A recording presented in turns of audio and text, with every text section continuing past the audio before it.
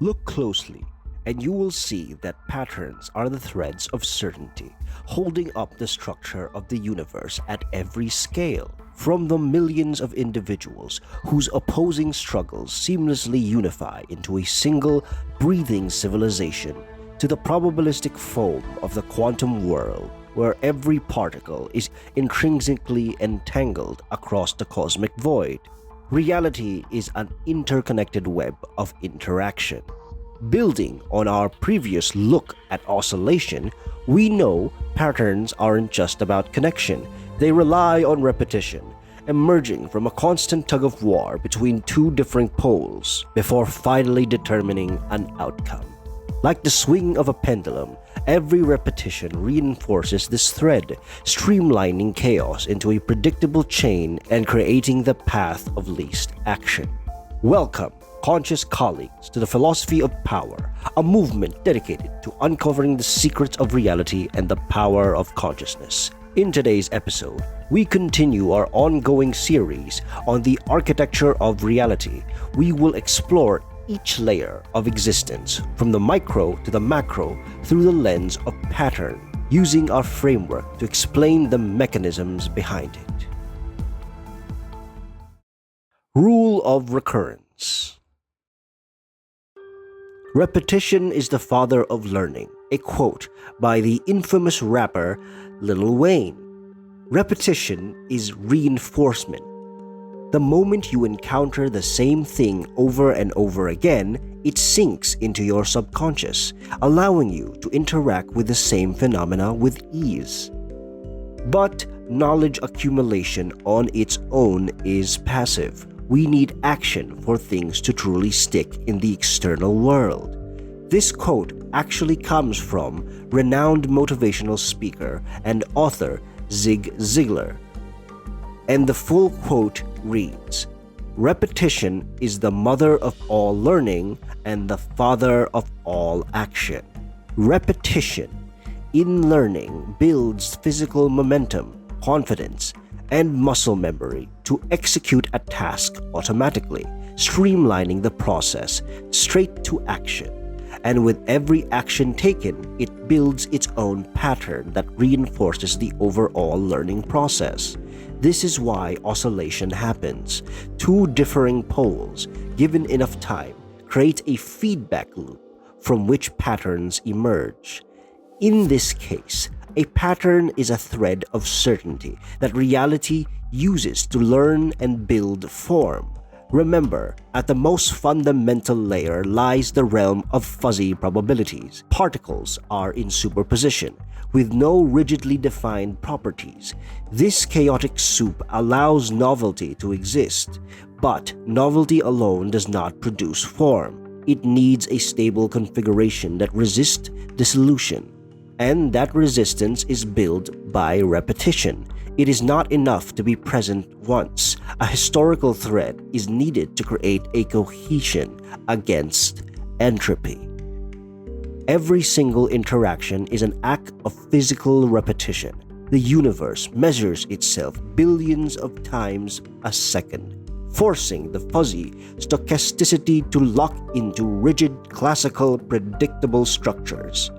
It is a filter of superposition. Thus, we have the rule of recurrence. Everything in reality repeats to reinforce itself at all scales. Patterns are the basis of all structure in reality. Layers of reality through reinforcement. Patterns do not exist in isolation. A complete system is never just a single thread of repetition. It is an interconnected web of multiplicity of patterns, not just patterns of particle interaction, but fundamentally intertwined with the patterns of varying fields. Just as the pattern of learning requires the pattern of action to reinforce it, all patterns unify into a greater whole. As per our rule of unification, even opposing and differing forces converge into a larger system. We see this in the resonance of fields, where patterns that occupy the same space don't merely sit beside each other, they modulate each other. Consider an orchestra. A violin playing a single repeating note is one pattern. A cello playing another is a second. When they play together, their sound waves collide, creating interference patterns, harmonies, and overtones, producing an entirely new sound that neither instrument could generate alone. And because chaos is always at the edge ready to disrupt, the interlinking of patterns allows a layer to absorb that disruption, redistribute the energy, and pivot into its next evolutionary spiral rather than collapse entirely. Recall the principle of specificity. Reality builds larger structures from smaller parts through a fractal stacking of patterns, from fields to particles, particles to atoms, atoms to molecules, molecules to forms. Each new layer produces emergent properties, a structure greater than the sum of its parts. And at the base are quantum fields, where particles are not tiny billiard balls, but localized excitations of those fields. From their interactions emerge quarks, then protons and neutrons, then atoms, each layer carrying entirely new properties the layer beneath it never had. Atoms then oscillate, overlap, and modulate each other to form molecules. And here is where it gets interesting. Have you ever heard of the phrase, "water is wet"? This is not entirely accurate, and it's a reminder to be careful of common sense assumptions, because reality often breaks our predisposed biases. A single water molecule is not wet. Wetness is an emergent property that requires billions of molecular patterns colliding, transferring thermal energy back and forth in oscillation. You cannot point to a single molecule and find its temperature. It only exists as a collective, woven property of the whole layer. This is bulk matter, the bridge between the microscopic and macroscopic worlds. From matter, we arrive at biology. Complex organic molecules form self-sustaining feedback loops, absorbing energy from their environment to maintain internal order against entropy.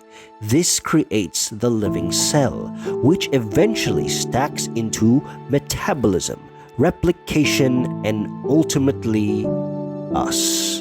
Reality is a multi-level system where each layer produces a roof that the next layer uses as its floor. We often perceive reality as a collection of separate things, but look deeper and you find a web of interconnected layers, all reinforcing each other to sustain the structure of existence. Reality is relational. In the most literal sense, everything is connected. Return to Congregate and Spread. How does this connect to our framework of congregate and spread? Remember, these behaviors cannot be identified by a specific substance or property. They are behaviors of reality itself. We can trace them across every layer. In the quantum realm, the most obvious manifestation of congregate is the strong nuclear force, binding quarks together to form protons and neutrons, localizing probabilistic fields into stable structures. Particles themselves, excitations of the wave, are congregation in action, concentrated energy condensed into a specific local knot of vibration. The precise point of existence that creates differentiation and becomes the building block for greater structure. But When the knot becomes too tight, spread breaks the cycle. Heavy particles like the top quark or the Higgs boson become trapped in looping patterns, unable to participate in building anything else. Tiny perturbations in always active quantum field unknot them, spreading energy back into the field and freeing matter for greater configurations. At its deepest level, spread manifests as the field itself, operating through maximum dispersal across all space, keeping reality constantly active and generative. Without it, nothing could move or interact. Without the ocean, there are no waves. At the atomic level, Congregate reasserts itself through protons and neutrons, attracting electrons into orbit, while the electron remains as a manifestation of spread, a fuzzy probability cloud in superposition rather than a fixed ball. That openness is what makes chemistry, and therefore all molecular variety, possible. From molecules, we arrive at the macroscopic world, the air we breathe, the land we walk on, the oceans surrounding our planet, all shaped by Congregate's organizing behavior. But look outward and we see its true scale. Gravity gathers the debris of dying stars to form new planets, systems, and galaxies, organizing chaos into a fractal system of order. Meanwhile, spread ensures the universe never settles, constantly dispersing stored energy through entropy to generate novelty. We are reincarnations of dying stars, and galaxies themselves are not isolated islands, but connected by vast filaments of matter stretching across the cosmos. The universe is not a thing. It is an ongoing saga, expanding like the roots and branches of a tree, where each greater whole becomes the floor for the next layer of creation.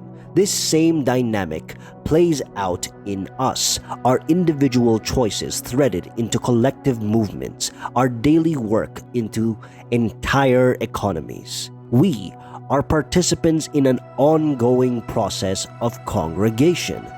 But we are not just a collection. Each of us carries free will and the capacity for transcendence. When institutions calcify and stagnate, spread brings forth the innovator, the revolutionary, the visionary, freeing us from dogmatism, empowering us to keep moving toward a greater reality. Impossibility is the enemy of progress, and reality marches on to carry that truth into the future.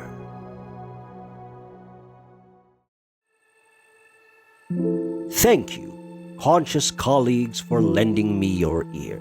In today's episode, we explored the many layers that hold up reality and discovered that they are a collection of patterns reinforcing each other. We also expanded on Congregate and Spread, tracing these behaviors across all scales of reality. In the next episode, we will be discussing the purpose of creation through the lens of projection and transcendence. Thank you, and see you on the next episode.